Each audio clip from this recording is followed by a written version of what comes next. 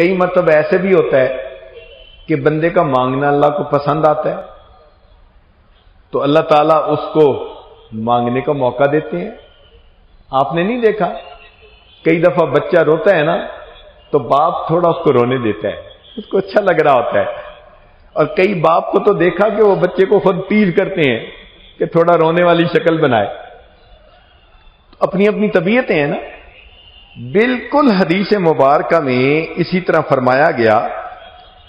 نبی علیہ الصلوۃ والسلام نے ارشاد فرمایا کہ بندے کی دعا بسا اوقات اللہ رب العزت کے سامنے پیش ہوتی ہے تو اللہ تعالیٰ فرماتے ہیں، اب سنیے حدیث، ان العبد یدعو اللہ سبحانہ وہو یحبہ فیقول.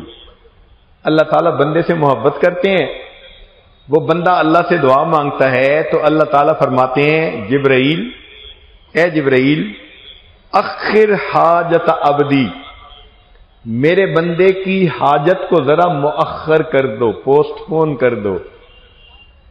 فإنی احب ان اسمع صوتہ، میں اس کی آواز کو سننا پسند کرتا ہوں. نبی علیہ الصلوۃ والسلام نے ارشاد فرمایا من فتحت لہ ابواب الدعاء فتحت لہ ابواب الرحمہ، جس پر اللہ تعالی دعا مانگنے کا راستہ کھول دے اس کے اوپر اللہ کی طرف سے رحمت کے دروازے کھل جاتے ہیں. آپ دیکھیں کچھ لوگ ہوتے ہیں ان کے لیے دعا مانگنا بہت آسان، ان کو دعا مانگنا اچھا لگتا ہے، وہ لمبی دعائیں مانگتے ہیں. اور کئی لوگ ہوتے ہیں کہ دعا مانگی نہیں جاتی. چنانچہ اگر آپ غور کریں تو اکثر دعائیں منٹوں کی، آدھا منٹ، 1 منٹ، 2 منٹ، بس ہاتھ اٹھاتے ہیں اور ایک دعا پڑھی اور منہ پہ ہاتھ پھیر لیے. اب یہ منٹوں کی دعا تو پھر ایسے نہیں نا اثر رکھتی. دعا مانگنے کا یہ تو طریقہ ٹھیک ہو. تو فرمایا کہ جس پر اللہ تعالیٰ دعا کے راستے کو کھول دے اس پر اللہ تعالیٰ کی رحمت کا دروازہ کھل جاتا ہے.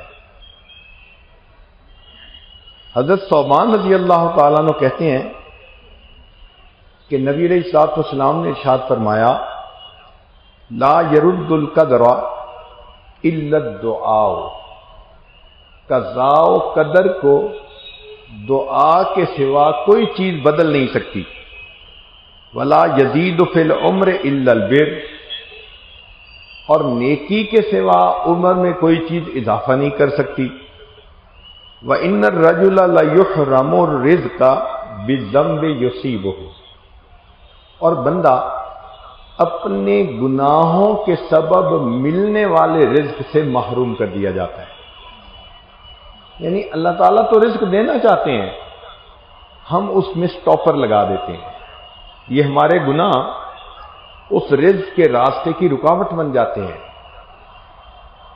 جتنا معصیت کے مرتکب ہوں گے اتنا رزق کی برکت اٹھا لی جائے گی. سب کچھ ہونے کے باوجود بھی پریشان. اس لیے تو فرمایا وَمَنْ أَعْرَضَ عَنْ ذِكْرِي فَإِنَّ لَهُ مَعِيشَةً ضَنْكَ، جو ہماری یاد سے آنکھ چرائے ہم اس کے رزق کو تنگ کر دیں گے. ہے کروڑوں پتی، کارخانہ بھی ہے، ایک کنٹینر ادھر پھنس گیا، دوسرا کنٹینر ادھر پھنس گیا، پیمنٹ دینے والے پیمنٹ نہیں دیتے، مانگنے والے تنگ کر رہے ہیں، اب پریشان. سب کچھ ہے، ہاتھ میں کچھ نہیں. تو تنگی ہوتی ہے، پریشانی ہوتی ہے، روتے ہیں بچوں کی طرح. یوں اللہ تعالیٰ بندے کے رزق کو تنگ کر دیتے ہیں.